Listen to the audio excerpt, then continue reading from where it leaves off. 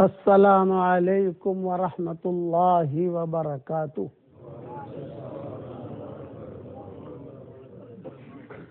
الحمد للہ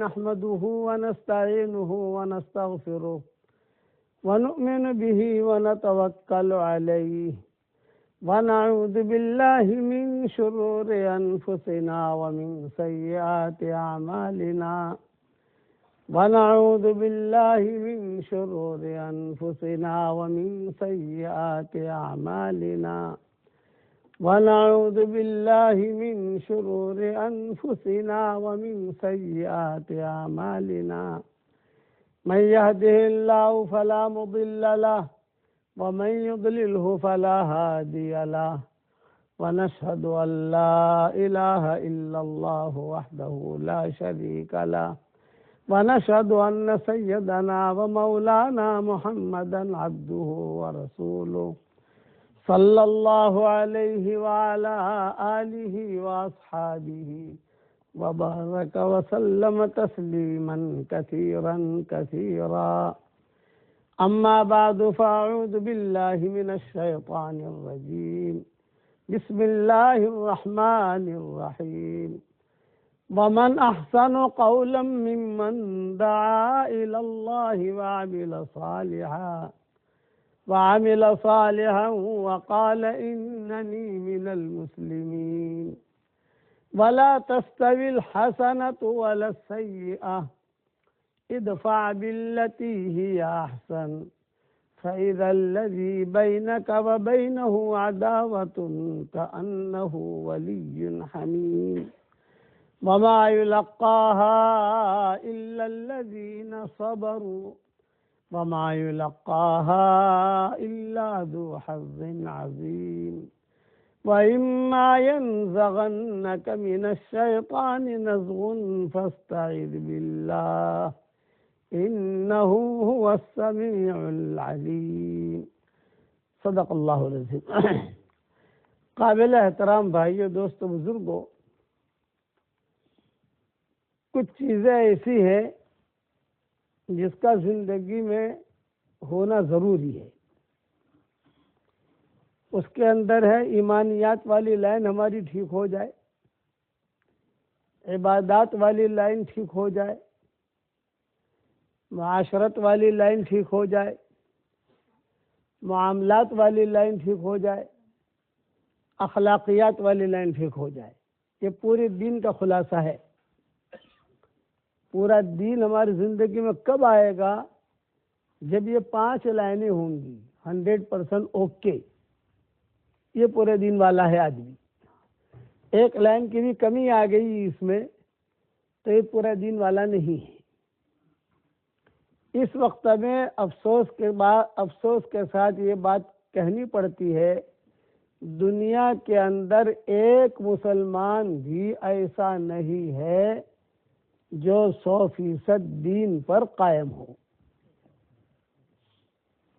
ہمیں تو ملا نہیں، آپ لوگوں کو ملے تو بتا دینا ہمیں۔ ایک مسلمان، گاؤں کی بات نہیں کر رہا میں، ایک مسلمان کی بات کر رہا۔ 100% دین کا کیا مطلب؟ کہ جمیع ما جاء بہ رسول صلی اللہ علیہ وسلم، حضور صلی اللہ علیہ وسلم جو لائے ہیں 100% اس کی زندگی میں ہونا چاہیے۔ کہیں نہ کہیں جھول ہے، کمی ہے، کسی جگہ معاشرت کے معاملے کے اندر گڑبڑ ہے، کسی جگہ معاملات کی لائن میں گڑبڑ ہے، کسی جگہ اخلاقیات کی لائن میں گڑبڑ ہے، کسی جگہ عبادات کی لائن میں گڑبڑ ہے، کسی جگہ ایمانیات کی لائن میں گڑبڑ ہے، کسی جگہ جو ہے ورثے نہیں دیے جاتے، حالانکہ ورثہ اللہ کا حکم ہے۔ لڑکیوں کا بہت بڑا طبقہ ہے جو لڑکیوں کو میراث نہیں دیتا، معلوم ہے ان کو کہ دینا چاہیے، لیکن اسی کو ماحول نہیں ہے، اس وجہ آدمی نہیں اس میں ہیرا پھیری کرتا ہے۔ حضور صلی اللہ علیہ وسلم نے فرمایا سب سے پہلے میراث کا علم اٹھایا جائے گا، یہ فرمایا حضور صلی اللہ علیہ وسلم نے۔ تو 100%، اچھا اللہ کیا کب قبول ہوگا آدمی؟ اللہ کی کیا تشکیل ہے؟ اللہ کی ایک تشکیل ہے دو تشکیلیں اللہ کی نہیں ہے. تشکیل کرتے ہیں نا, 3 چلا نکلو بھائی, چلا نکلو, 2 مہینہ نکلو, مدرسے میں آؤ, خانقاہ میں آؤ, یہ تشکیل ہوتی ہے ہماری طرف سے. تو اللہ کی طرف سے کیا تشکیل ہے؟ ایک ہی تشکیل ہے اللہ کی طرف سے. یا ایھا الذین آمنوا ادخلوا فی السلم کافہ, یہ تشکیل ہے اللہ کی. اے ایمان والو, اسلام میں مکمل داخل ہو جاؤ. یہ نہیں ایک پاؤں یہاں ہے ایک پاؤں یہاں, یہ نہ کہ ایک پاؤں یہاں, یہ اللہ کو پسند نہیں ہے. بلکہ ایک پاؤں یہاں والا ایک پاؤں یہاں والا وہ رسوا ہوگا. مکمل دین والا ہی کامیاب ہوگا. قرآن شریف میں اللہ نے فرمایا افتؤمنون ببعض الکتاب وتکفرون ببعض, تم لوگ جو ہے کتاب کی بعض باتوں پر تو عمل کرتے ہو اور بعض باتوں پر عمل نہیں کرتے. تو اس کا نتیجہ کیا ہوگا؟ دنیا میں رسوائی. اگلی آیت, دنیا میں رسوائی اور آخرت کے دن سخت عذاب. اس لیے کوشش یہ کرنی چاہیے کہ ہماری زندگی میں یہ 5 لائنیں ٹھیک ہو جائیں. مکمل اسلام کب آئے گا ہماری زندگی میں؟ ایمانیات والی لائن ٹھیک ہو جائے, عبادات والی لائن ٹھیک ہو جائے, معاشرت والی لائن ٹھیک ہو جائے, معاملات والی لائن ٹھیک ہو جائے, اخلاقیات والی لائن ٹھیک ہو جائے. بس یہ 5 لائنیں ٹھیک ہو گئی, یہ مکمل مسلمان بن گیا.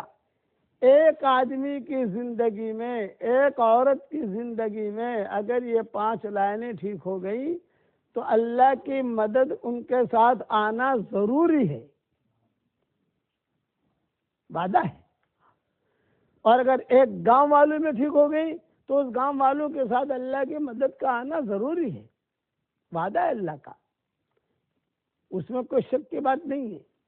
ایک شہر والوں میں آ گئی یہ 5 لائنیں 100%, تو 100% اللہ کی مدد کا آنا ضروری ہے.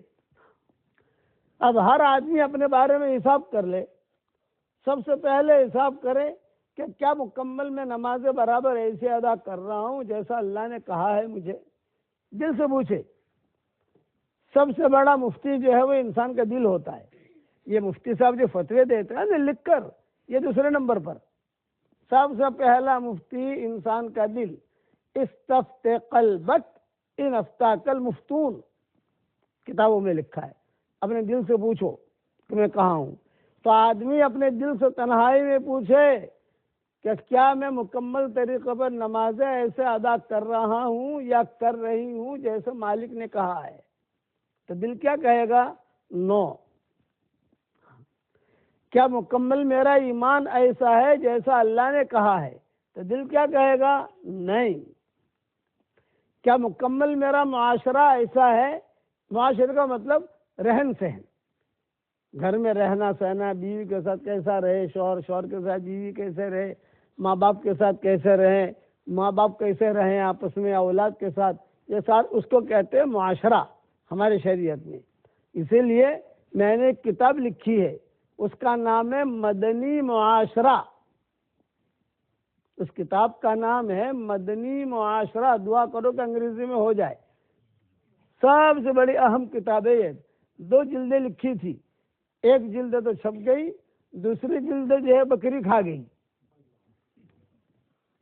2 جلدیں لکھی تھی میں نے, ایک جلد تو چھپ گئی اور دوسری جلد کون کھا گئی بھائی؟ بکری.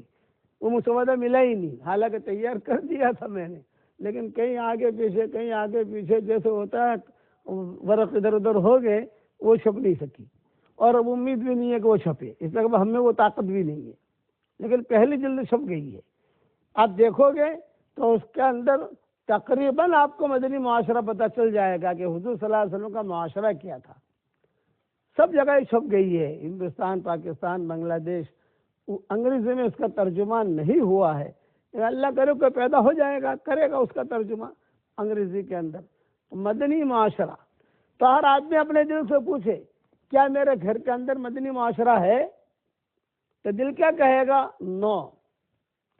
اب آؤ معاملات پر. کہ کیا میرے نزدیک رسول صلی اللہ علیہ وسلم کے زمانے میں جو معاملات تھے ایسے ہیں؟ دل کہے گا نہیں۔ اب آپ اخلاقیات پر، کیا وہ اخلاق ہیں جو رسول اللہ صلی اللہ علیہ وسلم نے برتے اور رسول اللہ صلی اللہ علیہ وسلم نے ہمیں بتائے؟ تو دل کہے گا نہیں، تو کہاں جا کے کھڑے رہیں گے ہم؟ تشکیل تو اللہ کی یہ ہے کہ پورے کے پورے داخل ہو جاؤ، تو کہاں سے اللہ کی مدد آئے گی؟ اور یہ قرآن کی آیت یاد رکھنا، افتؤمنون ببعض الکتاب وتکفرون ببعض، تو قرآن کے اوپر، کتاب کے اوپر بعض حصے پر انسان عمل کرتا ہے اور بعض حصے کو چھوڑ دیتا ہے، تو اس کا کیا خزن فی الدنیا، کہ دنیا کے اندر وہ رسوا ہوگی، وہ قوم رسوا ہوگی، یہ اللہ کا فیصلہ ہے۔ اب میں آپ کو صرف ایک قصہ سناؤں معاملات پر، معاملات پر ایک قصہ دھیان سے سنو۔ حضرت عمر رضی اللہ تعالیٰ عنہ کے زمانے میں مسجد نبوی چھوٹی پڑنے لگی، تو صحابہ نے مشورہ کیا کہ بھئی حاجی بہت آ رہے ہیں، قافلہ بڑھ گیا ہے ہمارا، مسجد نبوی چھوٹی پڑ رہی ہے، تو اس کی توسیع کی جائے۔ حضرت عمر رضی اللہ تعالیٰ عنہ کے زمانے میں اب جب مسجد نبوی کی توسیع کا مشورہ ہونا شروع ہوا تو مسئلہ یہ تھا کہ مسجد نبوی سے لگ کر مکانات تھے،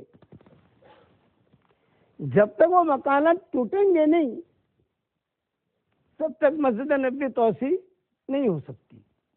جیسا ہماری یہ مسجد ہے، مسجد قباء، تو یہ دیواریں ہیں، ان دیواروں کے بجائے وہاں مکانات سب کے چھوٹے مکانات تھے صحابہ کے، اور صحابہ کے مکانات تو تھی لیکن اہل بیت کے زیادہ تھے۔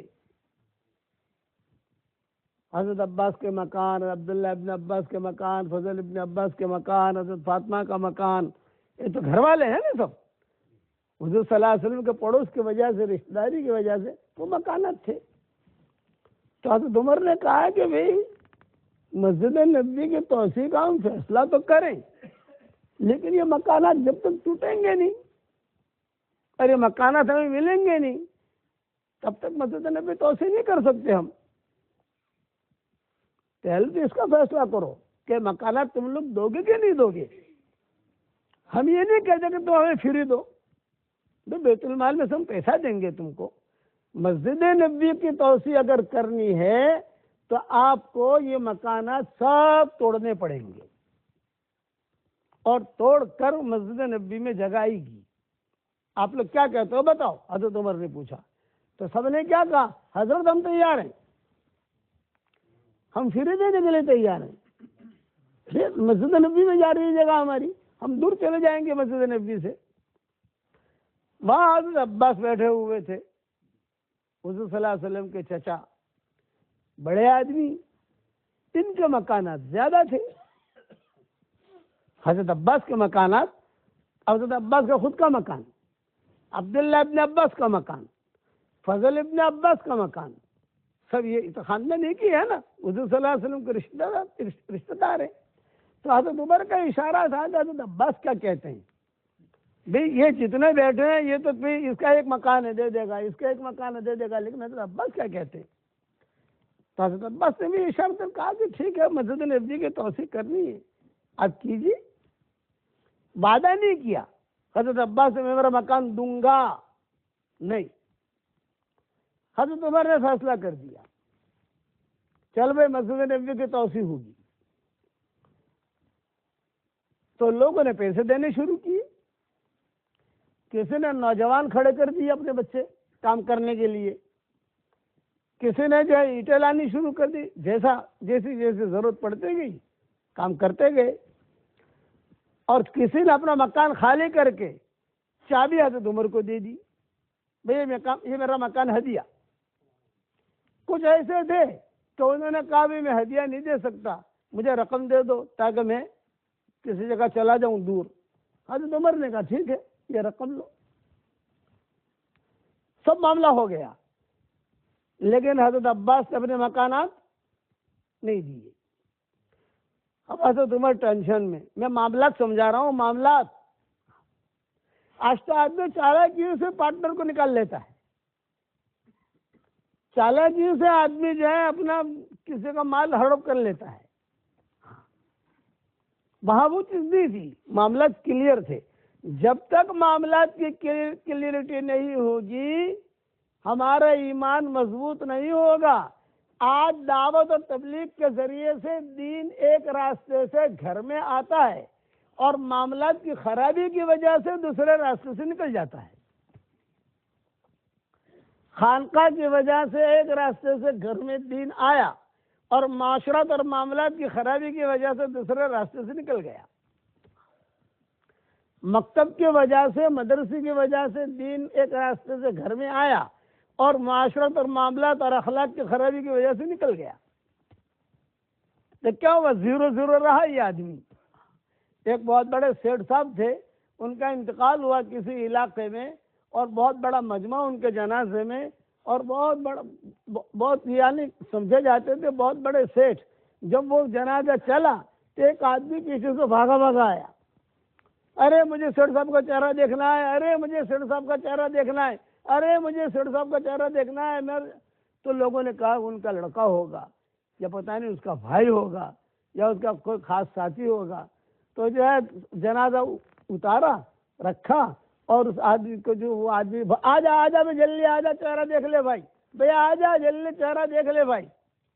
चेहरा दिखाया तो उस आदमी ने क्या कहा, सेठ साहब मेरी 200 एकड़ की जमीन थी, आपने दादागिरी से चालाकी से ले ली थी, और मेरे जो कागजात थे वो भी हुकूमत के अंदर मेरा नाम हटाकर अपना नाम डाल दिया था।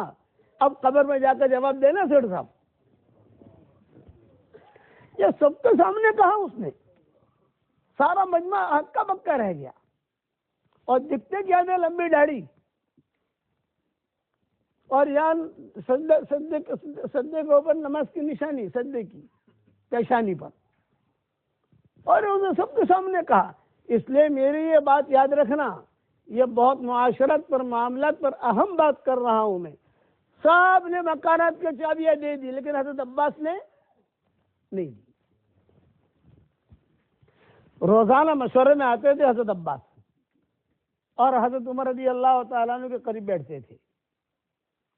तो हजरत उमर के दिल में ये बात आती थी कि यार आज शायद चाबी दे दे, और हजरत उमर बात करते हुए थोड़े झिझकते थे।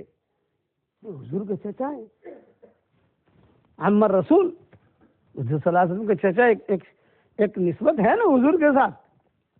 हजरत उमर जो उनके दिल में ये कि ये मकान का काम हो गया, अगर यानी हजरत अब्बास के मकान का काम, तो मस्जिद नबी की तोसी आसान है। लेकिन कौन बात करे उनसे?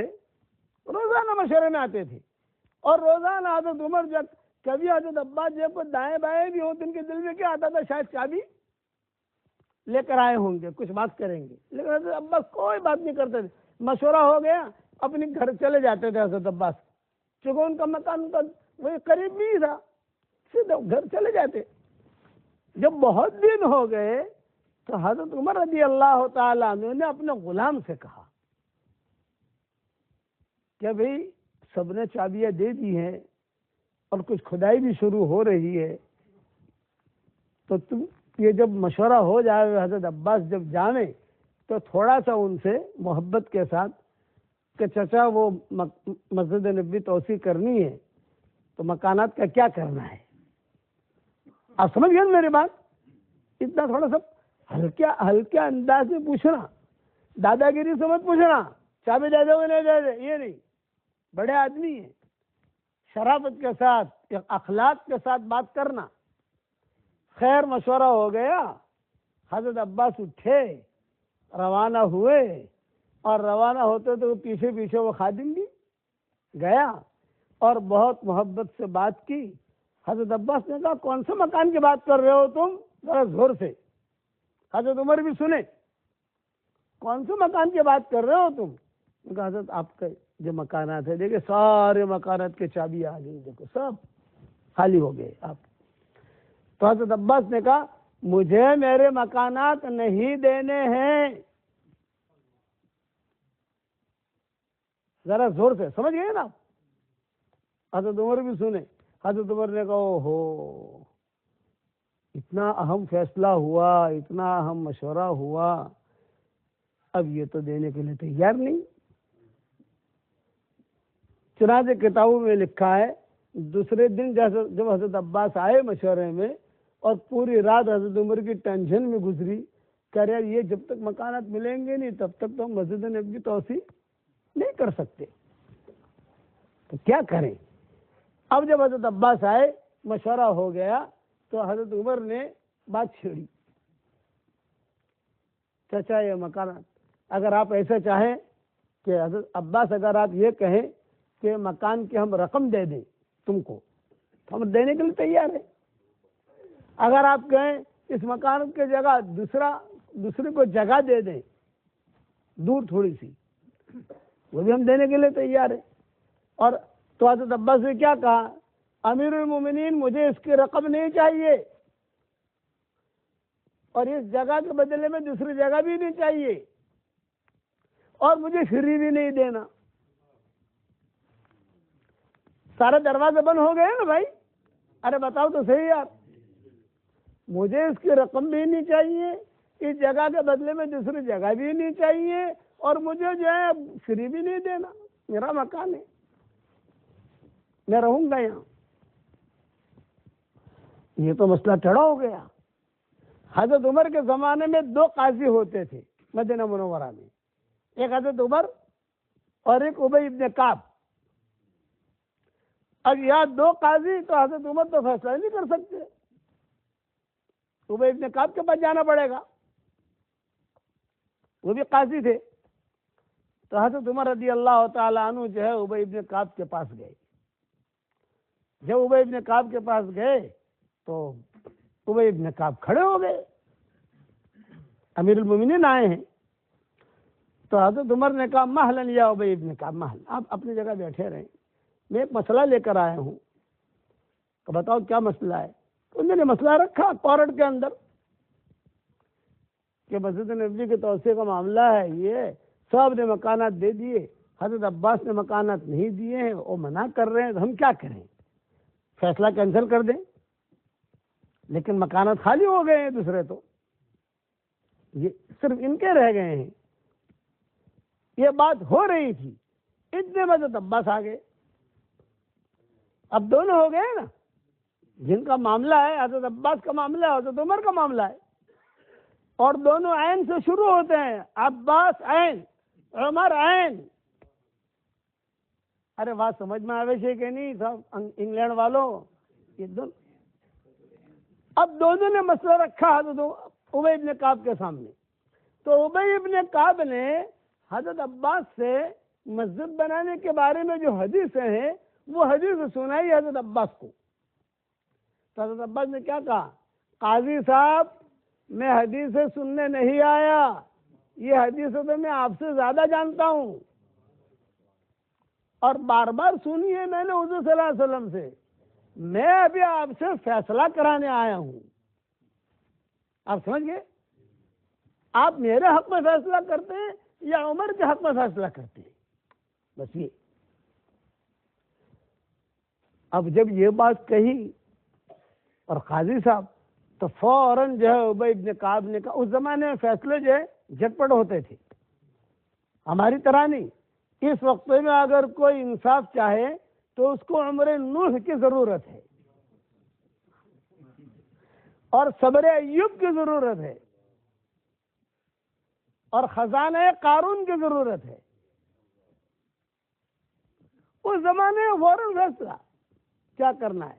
تو حضرت عباس نے کہا امیر المومنین ہیں، ہم ان کا بہت احترام کرتے ہیں، اور میں حضور صلی اللہ علیہ وسلم کا چچا ہوں، یہ میرا احترام کرتے ہیں، بس مجھے یہ بتائیے کہ آپ میرے حق میں فیصلہ کرتے ہیں یا امیر المومنین کے حق میں فیصلہ کرتے ہیں؟ جب یہ بات کہی تو ابی ابن کعب نے کہا کہ میں آپ کے حق میں فیصلہ کرتا ہوں، آپ کو حق ہے آپ کی جگہ کا، آپ دیں نہ دیں آپ کو اختیار ہے، آپ مالک ہیں۔ لا يحل مال امرئ الا بطيب قلبه، کسی کا مال جب تک وہ خوشی سے نہ دے تب تک جو ہے آدمی کے لیے لینا مناسب نہیں ہے، خوشی سے دے تو ٹھیک ہے۔ اس لیے حضرت عمر سے کہا کہ امیر المومنین آپ جو ہے یہ فیصلہ ملتوی کر دیں، ختم، مسجد نبوی کی توسیع نہیں ہوگی۔ اب حضرت عمر پر بوجھ، ارے سارا مدینہ تیار ہے اور سب کو پتہ چل گیا، پڑوس سے جو ہے لوگ، یعنی جو پڑوس میں دیہات تھے وہ دیہات والے بھی آتے ہیں پیسے لے کر اور اپنے بچوں کو لے کر، مسجد نبوی کی توسیع ہو تو ہمارے بچے بھی خدمت کریں گے، لیکن یہاں تو معاملہ ہی الگ ہو گیا، بہت بوجھ پڑا۔ حضرت عمر جب مسجد نبوی میں پہنچے تو بہت بوجھ طبیعت پر، بہت بوجھ، اس قصے کہ جب حضرت عمر کے حق میں فیصلہ نہیں ہوا، حضرت عباس کے حق میں فیصلہ ہوا، تو کچھ گھنٹوں کے بعد حضرت عباس آئے حضرت عمر کے پاس اور سارے مکانوں کی چابیاں لے کر آئے اور حضرت عمر کے سامنے رکھ دی، یہ 1 نمبر مکان کی چابی، 2 نمبر مکان کی چابی، یہ فلاں کی چابی، ہم نے مکانات خالی کر دیے ہیں اور یہ چابی آپ کو میں دے رہا ہوں، یہ میری طرف سے ہدیہ ہے۔ تو حضرت عمر نے کہا کہ یا عمر رسول، اے رسول صلی اللہ علیہ وسلم کے چچا، جب آپ کو چابی دینی ہی تھی یہ دھمال کیوں کی ہے؟ بے دھمال ہوئی نا، سارا مدینہ نے کہا کہ عباس دینے کے لیے تیار نہیں ہے، کورٹ میں معاملہ گیا، ابی ابن کعب نے سمجھایا، ابی ابن کعب نے پھر اخیر میں فیصلہ کیا حضرت عباس کے بارے میں، تو آپ نے یہ کیوں کیا؟ تو حضرت عباس نے جواب دیا، میں یہ دیکھ رہا تھا تم محمدی معاملات پر ہو یا نہیں ہو، میں دیکھنا چاہ رہا تھا کہ آپ محمدی معاملات پر ہو یا نہیں ہو، آپ محمدی معاملات پر ہو، اب آپ کے ساتھ اللہ کی مدد آئے گی۔ اچھا ایک قصہ تو ہو گیا، لیکن حضرت عمر کے دل میں کھٹک، انہوں نے کہا کہ قاضی صاحب کی خیر نہیں ہے ابی ابن کعب کی، انہوں نے حضرت عمر کے خلاف فیصلہ کیا نا، کہ بھاگے بھاگے درہ لے کر گئے کورٹ میں اور قاضی صاحب سے کہا ابی ابن کعب سے کہ دیکھو بھی کمرے تو مل گئے، ہم کو چابیاں مل گئی اور فری ملی الحمدللہ ہدیہ، سب کچھ ہو گیا ہمارا کام، لیکن آپ نے میرے خلاف فیصلہ کیسے کیا، اس کے دلیل دو۔ یہ کس سے کہا؟ ابی ابن کعب سے۔ ابی ابن کعب گھبرا گئے، ارے یار بڑوں کا فیصلہ کرنا ہو تو بھی سوچنا پڑتا ہے۔ ابی ابن کعب نے کہا کہ امیر المومنین لا تعجل، آپ سے جلد بازی نہ کریں، میں آپ کو سمجھاتا ہوں میں نے آپ کے خلاف فیصلہ کیوں کیا، ان کے خلاف ان کی حمایت میں فیصلہ کیوں کیا، میں نے قصہ سنا ہے حضور صلی اللہ علیہ وسلم سے، وہ میں آپ کو بتاتا ہوں۔ پھر ابی ابن کعب نے حضرت عمر رضی اللہ تعالیٰ عنہ سے فرمایا کہ حضور صلی اللہ علیہ وسلم سے میں نے سنا ہے کہ اللہ تعالیٰ نے حضرت داؤد علیہ السلام سے کہا تھا داؤد بیت المقدس بناؤ، تو داؤد کو حکم ہوا حضرت داؤد علیہ السلام کو، انہوں نے بیت المقدس بنانا شروع کیا۔ جب بیت المقدس بنانا شروع کیا تو چلتے چلتے چلتے قریب میں کسی جھونپڑے کا، کسی بڑھیا کا جھونپڑا تھا قریب میں، تو سب لوگ کہتے تھے کہ بھئی آپ مسجد کی توسیع کر رہے ہو لیکن یہ بڑھیا جب تک رہے گی تب تک تو آپ مسجد بنا نہیں سکتے، اس لیے کہ پہلے اس سے معاملہ حل کرو، آپ سمجھتے ہو نہیں، یہ ہٹے گی تو بات آگے بڑھے گی۔ حضرت داؤد علیہ السلام گئے بڑھیا کے پاس اور یہ کہا کہ امی دیکھو میں اللہ کا گھر بنا رہا ہوں اور اتنا بڑا مجھے گھر بنانا ہے، اتنی توسیع بنانا ہے مجھے، تمہارے جھونپڑے کی مجھے ضرورت ہے، آپ پیسے لے لو اور یہاں سے چلے جاؤ، کسی دور آپ کو مکان بنا کے دے دیتے ہیں ہم۔ بڑھیا نے کہا میں کہیں جانے کی نہیں، یہاں سے میں یہ رہوں کہ تجھے بیت المقدس بنانا ہے بنا، یہاں بنا وہاں بنا وہاں بنا، میں نہیں جانے کی۔ اور وہ اپنے گھر کے اندر اکیلی رہتی تھی۔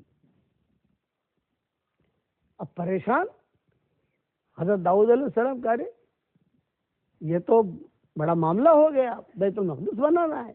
مولانا نے کہا جو سبحان الذی اسری بعبدہ پڑھا انہوں نے، میرے دل میں اللہ نے ڈالا کہ بیت المقدس کی کچھ بات سنا دوں آپ کو۔ اب بڑی پریشانی کہ سب کیا کریں، بس معاملہ یہاں کر اٹکا ہے، باقی جتنے مکانات تھے، جتنی زمینیں تھی، جتنے جھوپڑے تھے، سب نے کسی نے فری دے دیا، کسی نے پیسے لے لیے، کسی نے 10 گنا پیسے لیے، روانہ ہو گئے۔ لیکن اچھا اس کا جو جھونپڑا تھا بڑھیا کا، یہ بالکل ناک پر تھا، ناک سمجھتے ہو نا، ایسی جگہ پر کہ وہ جب تک ہٹے گا نہیں، مطلب بیت المقدس بن ہی نہیں سکتا، اور آگے جسے بھی ہم دیواریں نہیں کر سکتے ہیں، انجینئر تھک گئے سب۔ اب داؤد علیہ السلام کے دل میں خیال آیا کہ یار میں بادشاہ ہوں، اور یہ بڑھیا کا جھوپڑا اس کو پیسے دے رہے ہیں، لیکن یہ دادا گیری کر رہی ہے، چلو ایک دو دن میں سمجھائیں گے، ورنہ جو ہے اس کا اٹھا کر وہاں ڈال دیں گے اس کو، اور توڑ تاڑ کو، میں تو بادشاہ ہوں سب چیزوں کا، اور یہ کتنا سمجھا رہے ہیں، مان کے دیتی نہیں۔ یہ دل میں خیال آیا، دل میں خیال آتے ہی آسمان سے اسٹے آرڈر آ گیا، داؤد میرا گھر بنانے کے لیے بڑھیا کا گھر اجاڑنے کی تدبیر سوچ رہے ہو، کام روک لو بھائی، اسٹے آرڈر، نہیں بنانا بیت المقدس۔ اب داؤد علیہ السلام کہا کہ اللہ پاک، کہا نا تمہارے دل میں یہ خیال آئے کیوں، معاملہ اتنی اونچی چیز ہے، اور ایسا اسٹے آرڈر آیا کہ ان کی وفات تک اسٹے آرڈر رہا آسمانوں سے، مت بنانا، ایک اینٹ بھی مت رکھنا، ایک اینٹ بھی نہیں۔ اسی حال میں حضرت داؤد علیہ السلام کا انتقال ہوا، اور ان کے انتقال کا بڑا عجیب قصہ ہے داؤد علیہ السلام کا، میری بکھرے موتی میں دیکھ لینا، میں نے لکھا ہے اس کے اندر کیسے انتقال ہوا۔ تفسیر تو ہر جگہ ہر چیز بیان نہیں کر سکتے ہم، لیکن خیر ان کا انتقال ہو گیا۔ اب داؤد علیہ السلام کے بعد کون آیا بھائی؟ سلیمان علیہ السلام، بوارث سلیمان و داؤد، یہ سلیمان علیہ السلام آئے۔ اب سلیمان علیہ السلام بہت خوش، بادشاہ جن انس کے، اللہ نے آرڈر کیا آسمانوں سے، چلو اسٹے آرڈر باپ کے لیے تھا، بیٹے کے لیے نہیں ہے، کام شروع کرو بیت المقدس کا۔ اب جب کام شروع کیا، جب اسٹے آرڈر ختم ہوا تو سب خوش ہو گئے۔ سلیمان علیہ السلام نے بہت دعوت کی، بھائی کس چیز کی دعوت؟ ارے میرے باپ کہ وہاں تو اسٹے آرڈر ہو گیا تھا، یہاں تو اللہ نے اجازت دے دی، کام شروع کرو، کام شروع کرو۔ بہت دعوت کے تھے، ایک بوڑھے نے آ کر کہا زیادہ خوشی مت منا، وہ بڑھیا زندہ ہے بھی، وہ مری نہیں ہے، ایسی عورتیں جلدی مرتی بھی نہیں ہے۔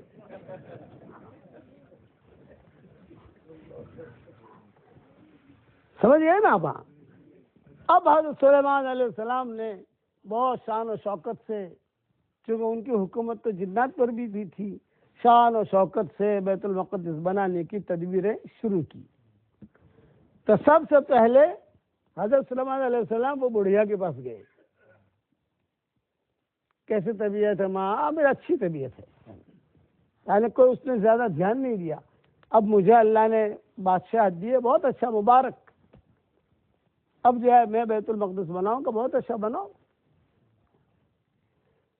ابھی اس کی بات نہیں کی کہ تو جھوپڑا دے مجھے، لیکن آگے پیچھے کا آپ سمجھو حاشیہ، آگے مجھے مقدمہ ہوتا ہے نا، لیکن وہ بڑھیا، وہ ایک بات بھی اس نے اپنی زبان سے نہیں نکالی کہ میں جھوپڑے کی بات مت کرنا، کچھ بھی نہیں۔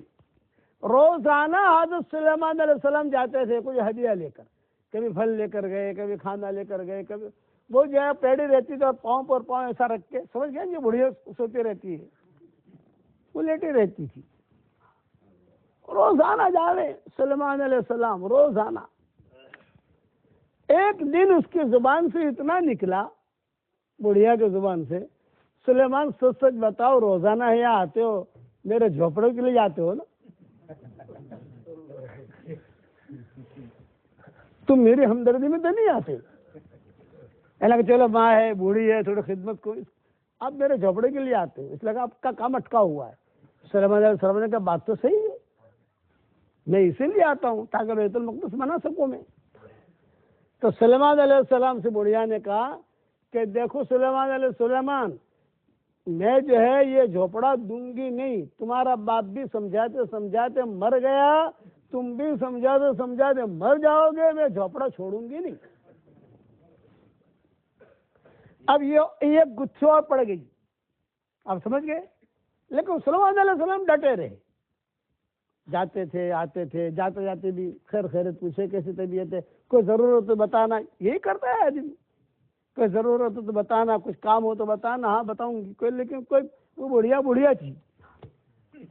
آخر میں ایک دن اس بڑھیا کی زبان سے اتنا نکلا، اچھا چلو میں یہ جھوپڑا چھوڑوں گی، تو سلمان علیہ وسلم خوش ہو گئے، ارے چھوڑنے کا نام تو لیا اس نے، لیکن قیمت بہت لوں گی۔ کیا کہا اس نے؟ قیمت بہت لوں گی۔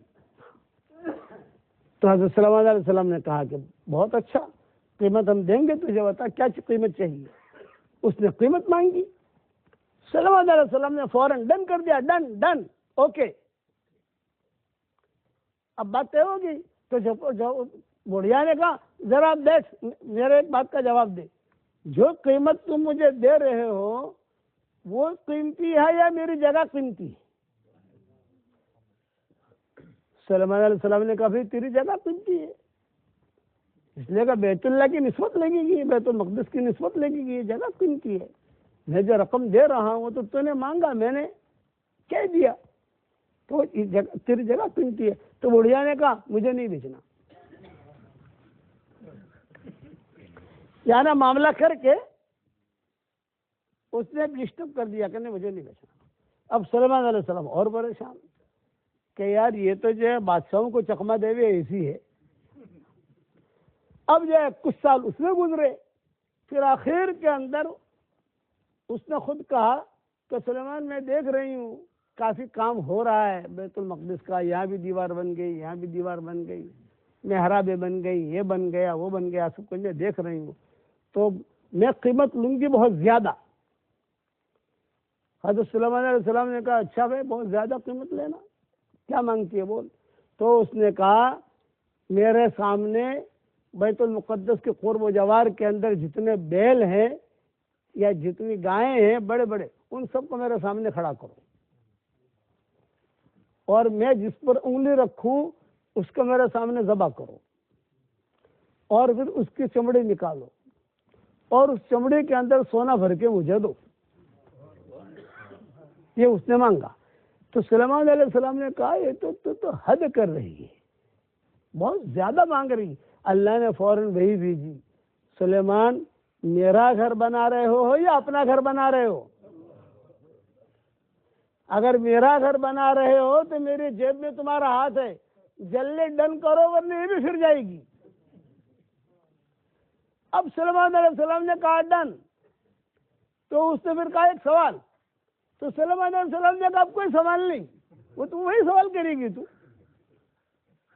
آپ سمجھے وہی سوال کرے گی تو کہ میری جگہ زیادہ قیمتی ہے یا تم سونا دے رہے ہو یہ زیادہ قیمتی ہے۔ اب پہلے تو یہاں سے جا۔ بعض کتابوں میں یہ بھی لکھا ہے کہ جناتوں نے حضرت سلیمان علیہ السلام سے کہا کہ حضرت ہم کچھ کوشش کریں نکالنے کی۔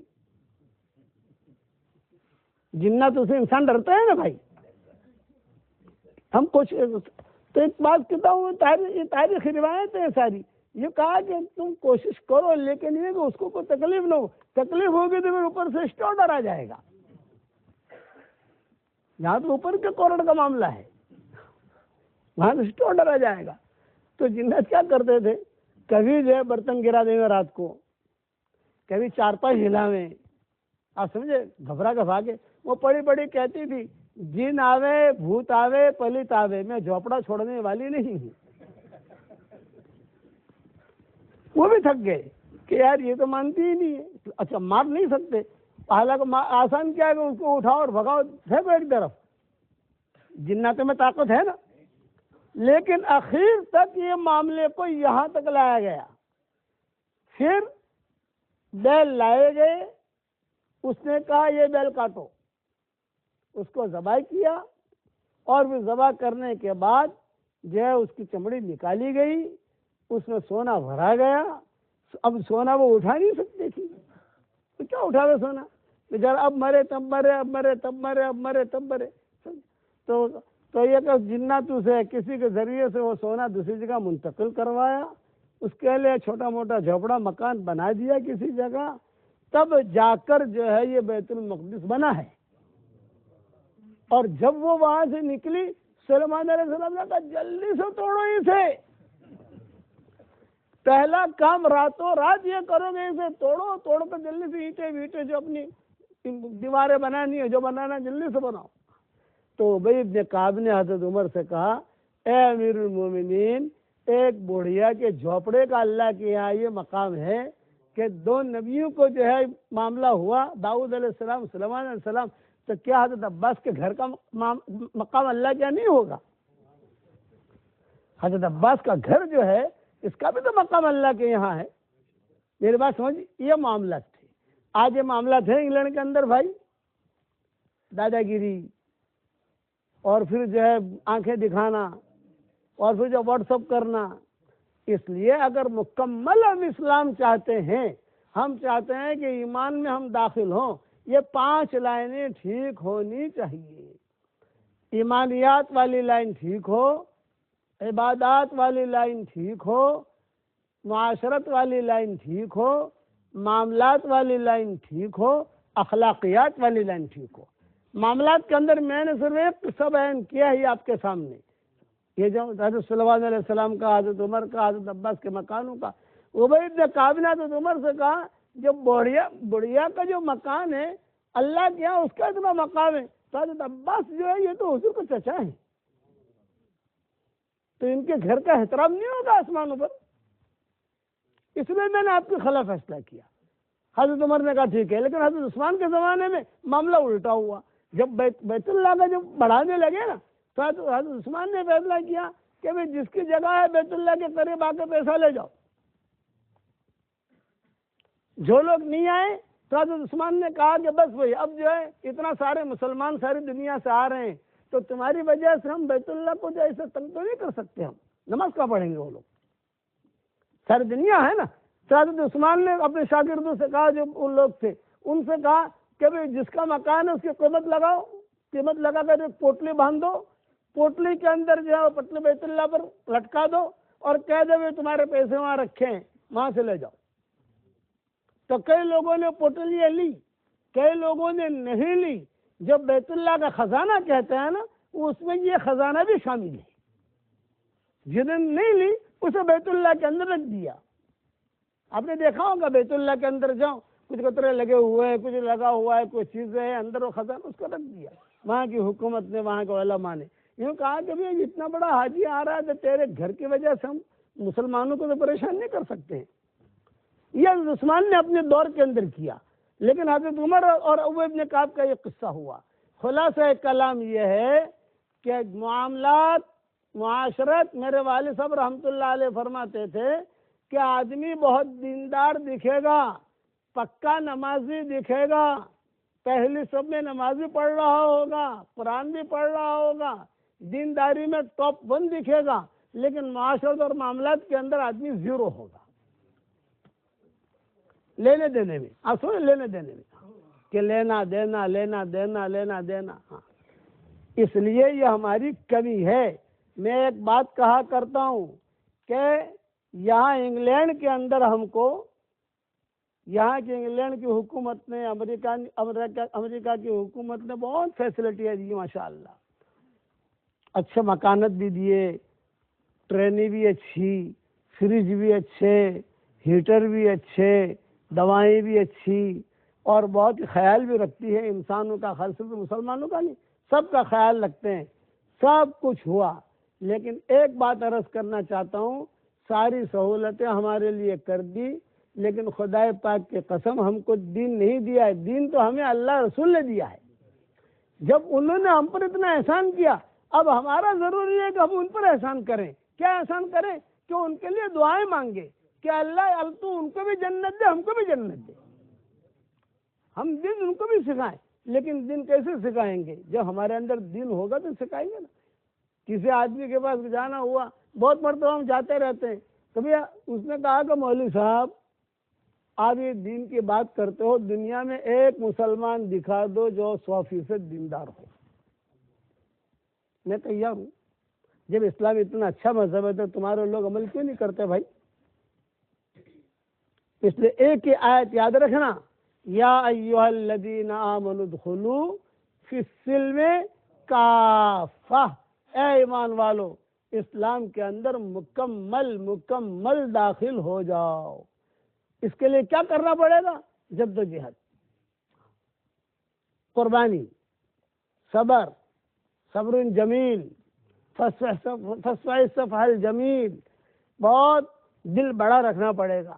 اور پھر مولانا یوسف صاحب رحمۃ اللہ علیہ ایک بات فرماتے تھے، اگر یہ 5 لائنیں ہماری ٹھیک ہو گئی، عبادات والی لائن ٹھیک ہو گئی، ایمانیات والی لائن ٹھیک ہو گئی، اخلاقیات والی لائن ٹھیک ہو گئی، معاشرت والی لائن ٹھیک ہو گئی، معاملات والی لائن ٹھیک ہو گئی، تو اللہ آپ کو وہ درجہ دے گا کہ آپ جہاں دیکھو گے وہاں ہدایت پھیل جائے گی۔ پھر بیان کی ضرورت نہیں ہے۔ جو سمجھدار طبقہ ہے وہ ہمارے بیانوں سے اثر نہیں لے گا، وہ ہمارے معاملات سے اثر لے گا۔ وہ ہمارے معاملہ دیکھے گا کہ ان کا معاملہ کیسا ہے، وہ دیکھے گا کہ ان کا معاشرہ کیسا ہے، جیسا نبی نے کہا ہے ویسا ہے کہ نہیں ہے۔ اس لیے میری کتاب مدنی معاشرہ پڑھو، انشاءاللہ مل جائے گی، کراچی میں چھپی ہے، سب جگہ چھپی ہے۔ اب اتفاق یہ ہوا کہ ہم یہاں آ گئے، ہم یہاں لا نہیں سکے، وہ آپ پڑھو گے تو پتہ چلے گا۔ میں نے کہا 2 جلدیں لکھی تھی میں نے، ایک جلد چھپ گئی اور ایک جلد بکری کھا گئی، وہ ملی ہی نہیں، کہیں اس کا نسخے کہیں ملے ہی نہیں۔ بہت ڈھونڈا میں نے، دوسری جلد کہاں ہے، دوسری جلد کہاں ہے، دوسری جلد کہاں ہے، لیکن وہ ضائع ہو گئی، ایسے ضائع ہوئی کہ ہم اس کو حاصل نہیں کر سکے۔ اس لیے یہ میری بات یاد، پہلے تو یہ نیت کرو کہ انشاءاللہ مکمل اسلام میں ہم داخل ہو جائیں گے، کو انشاءاللہ۔ اس کے لیے اللہ کے راستے کی نقل و حرکت ہے، کرو گے اللہ کے راستے کی نقل و حرکت انشاءاللہ۔ اور ایک بات میں یہ بتاتا ہوں مختصر وقت کے اندر، بچے کا قرآن بھی حافظ ہونا ہے، امامہ میں پہنانا ہے اس کو انشاءاللہ۔ آج کل گھروں میں انتشار بہت ہے، میاں بیوی میں انتشار، بھائی بھائی میں انتشار۔ ایک مختصر وظیفہ میں بتاتا ہوں ماؤں بہنوں کو، بیٹیوں کو، بچیوں کو، بھائیوں کو، کھانا پکاتے پکاتے ایک مرتبہ درود ابراہیمی پڑھ لیجئے، ایک مرتبہ سورہ فاتحہ پڑھ لیجئے، ایک مرتبہ درود ابراہیمی پڑھ لیجئے، اور ایک مرتبہ اس کھانے پر محبت کے ساتھ دم کر دیجئے، بس انشاءاللہ اس گھر میں کبھی انتشار نہیں ہوگا، اور اس گھر میں کبھی انشاءاللہ بیماری نہیں آئے گی۔ ایسا زبردستی نسخہ ہے۔ پھر سے کہوں، کھانا پکاتے پکاتے مائیں بہنیں بیٹیاں بہوئیں بچیاں ایک مرتبہ درود ابراہیمی، دیکھو درود ابراہیمی کا نام لے رہا ہوں میں، ویسے کوئی درود پڑھو گے چلے گا، لیکن درود ابراہیمی کا نور الگ ہے۔ نماز میں جو پڑھتے ہیں ہم، ایک مرتبہ سورہ فاتحہ، ایک مرتبہ پھر درود ابراہیمی، اور پھر ایک مرتبہ دم کر دو۔ 1 منٹ کا کام ہے، پورا گھر جو ہے سکون کے ساتھ رہے گا، اس گھر کو اللہ روشن رکھے گا، اس گھر کو اللہ چمکتا رکھے گا۔ کرو گے انشاءاللہ بھائی؟ اور دوسرا، آج کل لوگ شکایت کرتے ہیں کہ مولانا دھندا نہیں چلتا، قرضہ ہو گیا، اس کا بھی آسان نسخہ بتا رہا ہوں۔ گھر میں داخل ہوتے ہی یا دکان میں داخل ہوتے ہی 4 کام کر لو۔ کتنے کام بھائی؟ 4۔ نمبر 1، زور سے سلام کرنا، السلام علیکم ورحمۃ اللہ وبرکاتہ۔ نمبر 2، سورہ فاتحہ پڑھنا۔ نمبر 3، سورہ اخلاص پڑھنا۔ نمبر 4، درود ابراہیمی پڑھنا۔ بس اس کی عادت ڈالو، پھر اللہ تعالیٰ آپ کو اتنا حلال مال و منال دے گا کہ آپ کہیں گے کہ اللہ پاک اب بس کر، بہت ہو گیا، اللہ پاک بہت ہو گیا۔ اتنی برکت والی چیز ہے یہ۔ کتنے کام کرنے ہیں بھائی؟ 4۔ پہلے سلام کرنا ہے، پھر سورہ فاتحہ پڑھنا ہے، پھر سورہ اخلاص پڑھنا ہے، پھر درود ابراہیمی پڑھنا ہے، بس۔ اچھا، سلام آہستہ نہیں کرنا، زور سے کرنا تاکہ دیواریں بھی سنیں، دکان بھی سنیں۔ دکان میں کوئی ہو یا نہ ہو، سلام زور سے کرو تاکہ دکان میں جو مخلوق کو سنے، ہمارا جو مال رکھا ہوا ہے اسٹاک کا وہ بھی سنے، اس تک پہنچے بات کو گھر میں۔ اچھا، یہ کام کرو گے تو بچوں کی بھی یہی عادت پڑے گی، بچے بھی اسی طریقے سے کریں گے۔ کرو گے انشاءاللہ بھائی؟ اب مجھے بتاؤ، اللہ کے راستے میں جانے کے لیے کون کون تیار ہے؟ خالی ہاتھ اوپر کرو، کون کون تیار ہے؟ دعا کرنا۔ اللہم لک الحمد کلہ ولک المن کلہ، لک الشکر کلہ ولک الملک کلہ، لك الخلق كله ولك الفضل كله وإليك يرجع الأمر كله وإليك يصعد الكلم الطيب كله لك الحمد بالإسلام لك الحمد بالإيمان لك الحمد بالقرآن لك الحمد حتى ترضى لك الحمد إذا رضيت لك الحمد بعد الرضا اللهم لك الحمد كالذي نقول وخيرا مما نقول لك الحمد كالذي تقول لك الحمد في الحال ولك الحمد في المآل لك الحمد في الأولى ولك الحمد في الآخرة كما ينبغي لجلال وجهك وعظيم سلطانك اللهم لك الحمد حمدا حمدا لك الشكر شكرا شكرا اللهم لك الحمد على سابغ نعمك عدد الشفع والوتر يا رب صل وسلم دائما أبدا على حبيبك خير الخلق كلهم اللهم اجعل القرآن العظيم ربيع قلوبنا ونور صدورنا وجلاء أحزاننا وذهاب همومنا وغمومنا وسائقنا وقائدنا إليك وإلى رضوانك وإلى جناتك جنات النعيم اللهم اجعلنا من أهل القرآن هم أهلك وخاصتك اللهم اجعلنا من الذين يقرؤون القرآن فيرقى ولا تجعلنا ممن يقرأ القرآن فيشقى اللهم اجعلنا من أهل القرآن يا ذا المن والعطاء يا سميع الدعاء يا رافع السماء اللهم إنا نسألك في سفرنا هذا البر والتقوى ومن العمل ما ترضى اللهم هون علينا سفرنا هذا واطف عنا بعده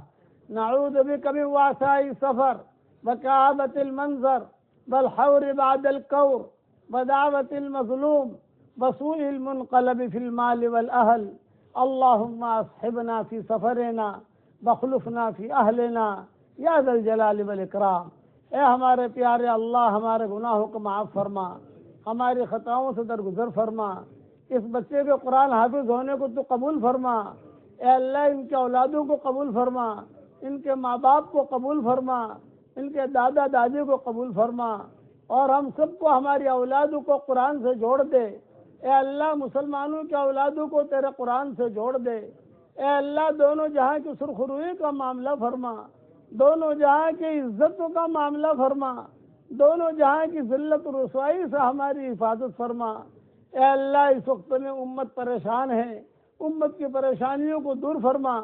اے اللہ اس امت کو ہر پل نئی خوشیاں عطا فرما، اس امت کو ہر پل نئی خوشبوئیں عطا فرما، اس امت کو ہر پل نئی عزتیں عطا فرما، اس امت کو ہر پل نئی برکتیں عطا فرما، اس امت کو ہر پل نئی سعادتیں عطا فرما، اس امت کو ہر پل نئی برکتیں نئی رحمتیں عطا فرما۔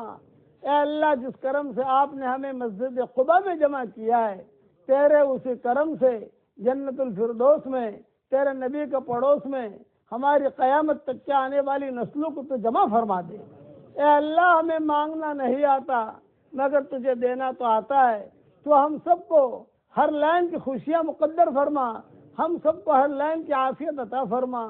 اے اللہ رسول اللہ صلی اللہ علیہ وسلم نے جتنی خیر کی لائن کی دعائیں مانگی ہیں وہ ہم سب کے لیے مقدر فرما، اور ہماری قیامت تک کے آنے والی نسلوں کے لیے مقدر فرما، اور قیامت تک کے آنے والی پوری امت کے لیے مقدر فرما۔ اے اللہ ہم جب مانگیں گے تو بہت مانگیں گے، اس لیے کہ تجھے دینا ہے، ہمیں نہیں دینا ہے۔ اے اللہ اس امت کو سنبھالا دے دے، اس امت کو سنبھالا دے دے۔ اے اللہ امت کو ظالم اور مظلوم بننے سے بچا لے، اس امت کو ظالم اور مظلوم بننے سے بچا لے۔ اور رسول اللہ صلی اللہ علیہ وسلم نے جن شرور سے پناہ چاہی ہو ان شرور سے تو ہماری حفاظت فرما، ہماری قیامت تک کے آنے والی نسلوں کی حفاظت فرما، اور پوری امت کی حفاظت فرما۔ اے اللہ جو بھی بیمار ہوں ان کو تو شفائے کاملہ عاجلہ آجلہ دائمہ مستمرہ عطا فرما۔ ہمارے بھائی الیاس کو شفائے کاملہ عطا فرما۔ اے اللہ جیسا ایوب علیہ السلام کو آپ نے شفا دی تھی، اس طریقے پر ہمارے بھائی الیاس کو بھی شفا کا لباس پہنا دے۔ اے اللہ صحت کا لباس پہنا دے۔ اے اللہ ہم سب کو صحت کا لباس پہنا دے، ہم سب کو تقوی کا لباس پہنا دے، ہم سب کو عافیت کا لباس پہنا دے، ہم سب کو معافات کا لباس پہنا دے، ہم سب کو اے اللہ ہماری آنکھوں میں تیری محبت کا سرما لگا دے، اے اللہ ہمارے دلوں میں تیری معرفت کا نور کوٹ کوٹ کے بھر دے، اے اللہ جن کے لڑکے اور لڑکیاں شادی کے لائق ہوں، غیر شادی شدہ ہوں، ان کے لیے بہترین جوڑوں کا انتظام فرما، جو بے اولاد ہوں نیک صالح اولاد انہیں نصیب فرما، جن کی اولاد سے ہے مگر نافرمان ہے ان کی نافرمان اولاد کو فرما بردار بنا دے، اے خوبصورت پردے والے، اے خوبصورت چادر والے، ہمارے عیبوں پر پردے ڈال دے، ہمیں مستبد الاخیار میں شامل فرما، اے اللہ آپ کے وہ مبارک 8 نام جو آپ نے سورج پہ لکھے ہیں، اور آپ کے وہ مبارک نام جو آپ نے لوح و قلم پہ لکھے ہیں،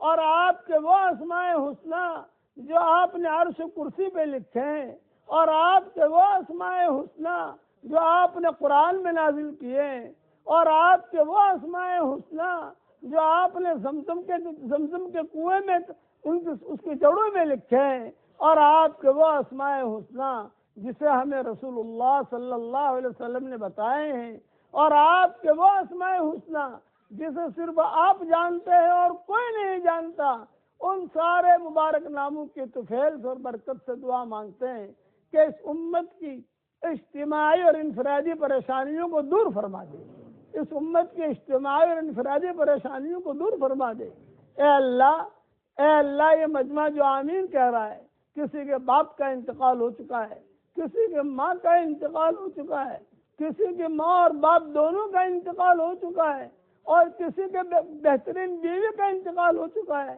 کسی کے شوہر کا انتقال ہو چکا ہے، وہ قبروں میں انتظار میں ہے کہ کوئی ہمارے لیے بھی دعا کرتا ہے کہ نہیں کرتا، اے مالک ہمارے ماں باپ کی مغفرت فرما دے، ہمارے ماں باپ کی مغفرت فرما دے، ہمارے ماں باپ کی مغفرت فرما دے، ان کی ہڈی ہڈی کو جنت نصیب فرما، ان کی ہڈی ہڈی کو جنت نصیب فرما، اور جو ماں باپ زندہ ہوں ان کی قدر کرنے کی توفیق عطا فرما، صحابہ کی محبت ہمارے دلوں میں ڈال دے، اور صحابہ کی محبت دنیا والوں کے دلوں میں ڈال دے، پورے انگلینڈ کی ہدایت کے فیصلے فرما، پورے یورپ کی ہدایت کے فیصلے فرما، اے اللہ ہمارا یہ سفر جو ہوا ہے تو اس اپنے دربار میں قبول فرما، جو بھی ذرہ خیر وجود میں آیا ہو، جو بھی نیکیاں وجود میں آئی ہو، اے اللہ تو اس کی نگرانی فرما، اس کی آبیاری فرما، اس کی آپ پاشی فرما، اے مالک اگر آپ نے ہمارا نام سعید اور نیک بختوں میں لکھا ہو تو ہمارا نام انہیں میں لکھے رکھیو، اور اگر آپ نے ہمارا نام شقی اور بدبختوں میں لکھا ہو تو ہمارا نام ان کی فہرست سے مٹا دینا، اور نیک لوگوں کے فہرست میں ہمارا نام لکھ لینا، لکھنا بھی آپ کا کام ہے، مٹانا بھی آپ کا کام ہے، لوح و قلم بھی آپ کے پاس ہے، اے اللہ سعداء میں تو ہمارا نام لکھ لے، سعداء میں ہمارا نام لکھ لے، اے اللہ وہ چیزیں جس کا لینے کا ہم ارادہ کرتے ہیں مگر آپ ہمیں دینا نہیں چاہتے، اس کی محبت ہمارے دلوں سے نکال دے، اس کا خیال نکال دے، اس گلی میں آنے جانے کو ختم فرما دے، اور وہ چیزیں جس کا لینے کا ہم ارادہ نہیں کرتے مگر آپ ہمیں دینا چاہتے ہیں، اے اللہ اس کی محبت ہمارے دلوں میں ڈال دے، اور اس گلی میں آنا جانا آسان فرما دے۔ میری اس دعا پر دنیا بھر میں جہاں کہیں آمین کہی جائے، اور یہ مجمع آمین کہہ رہا ہے، مردوں کا اور عورتوں کا، مسجد خدا میں یہ آمین کہہ رہا ہے، اے اللہ ہم سب کی اور ان سب کی سارے جائز مرادوں کو پوری فرما، اے اللہ اچانک کا خیر ہمیں نصیب فرما، اچانک کے شر سے تو ہماری حفاظت فرما، ہمارا کھویا ہوا دین ہمیں واپس دے دے، ہمارا کھویا ہوا قرآن واپس دے دے، اے اللہ رسول اللہ صلی اللہ علیہ وسلم کی امت پر کرم کا، رحم کا، فضل کا معاملہ فرما، اے اللہ تیرے نبی نے ایک جملہ فرمایا ہے، الخلق عیال اللہ، ساری مخلوق اللہ کا کنبہ ہے، اے اللہ انسانوں میں سے جو بیمار ہو ان کو شفا عطا فرما، جناتوں میں سے جو بیمار ہو ان کو بھی شفا عطا فرما، جانوروں میں سے جو بیمار ہو ان کو بھی شفا عطا فرما، جانور بھی جو ہے یہ اللہ تیری مخلوق ہے، جنات بھی تیری مخلوق ہے۔ اخیر میں اتنا کہتا ہوں کہ اللہ انسان اور جناتوں کی ہدایت کے فیصلے فرما، اے اللہ پورے انگلینڈ کی سرزمین کو قبول فرما لے، اور اس بچے کے قرآن حافظ ہونے کو تو قبول فرما. ہمیں بھی ہمارے بچوں کو، ہمارے پوتوں کو، ہماری پوتیوں کو، ہمارے نواسوں کو، نواسیوں کو اے اللہ قرآن حافظ بنانے کی ہمیں توفیق عطا فرما. اے اللہ قرآن کا نور ہمیں عطا فرما. اے اللہ قرآن کا نور ہمیں عطا فرما. اے اللہ جو مانگا وہ عطا فرما، مانگنے سے رہ گیا وہ عطا فرما. جن کے دل میں جو جائز مرادیں ہوں عافیت سے ان سب کے جائز مرادوں کو پوری فرما کر اس میں خیر کی شکلیں اور صورتیں پیدا فرما، اور اپنے فضل و کرم سے ہماری دعاؤں کو قبول فرما. سبحان ربنا رب العزت عما یصفون وسلام علی المرسلین والحمد للہ رب العالمین.